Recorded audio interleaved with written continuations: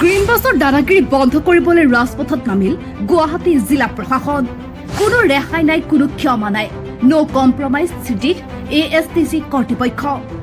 এতিয়াৰ পৰা বাছৰ সন্মুখৰ আইনাতে ওলমিব চালকৰ আচল লাইচেন্স। নিয়ম ভাঙিলে চিধাই জব্দ হ'ব কোটি টকীয়া গ্ৰীণ বাছ, বাতিল হ'ব ড্ৰাইভিং লাইচেন্স।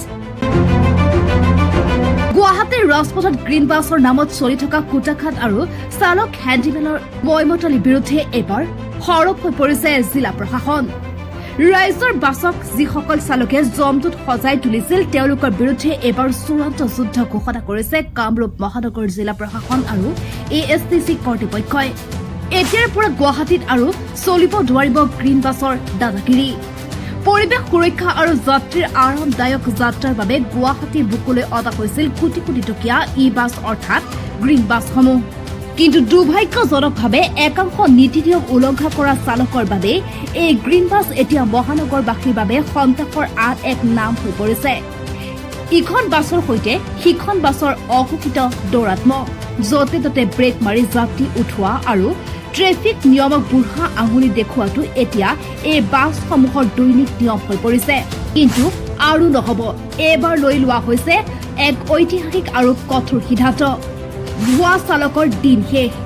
এতিয়াৰ পৰা প্ৰতিখন গ্ৰীণ বাছৰ সন্মুখত আইনাত বা উইণ্ডো স্ক্ৰীণত চালকজনে নিজৰ আচল ড্ৰাইভিং লাইচেন্সখন বাধ্যতামূলকভাৱে ওলোমাই থব লাগিব, যাতে যাত্ৰী আৰু কৰ্তব্যৰত আৰক্ষীয়ে স্পষ্টকৈ দেখা পায় গাড়ীখনত আচলতে চালকে চলাই আছে। ASTC কৰ্তৃপক্ষৰ স্পষ্ট সকিয়নি। যাত্ৰীৰ জীৱনক লৈ খেলা কৰা চালকক কোনোপধ্যে ৰেহাই দিয়া নহ'ব। মোবাইলত কথা পাতি গাড়ী চলোৱা, বাছ ষ্টেণ্ডৰ বাহিৰে মাজ ৰাস্তাত গাড়ীত উঠোৱা নমোৱা কৰিলে লগে লগে একশ্যন হ'ব।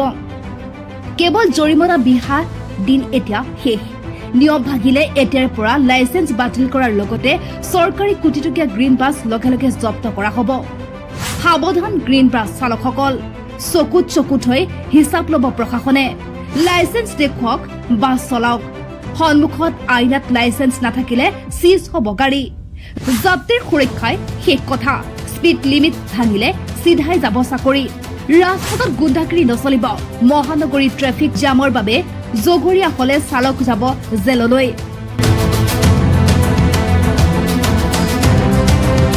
ৰাজধানী চহৰ গুৱাহাটীৰ ৰাজপথক সুৰক্ষিত কৰিবলৈ প্ৰশাসনে লোৱা এই আক্ৰমণাত্মক স্থিতিৰ পিছত এতিয়া কঁকাল ভাগিছে নিয়ম উলংঘাকাৰী চালক চক্ৰৰ।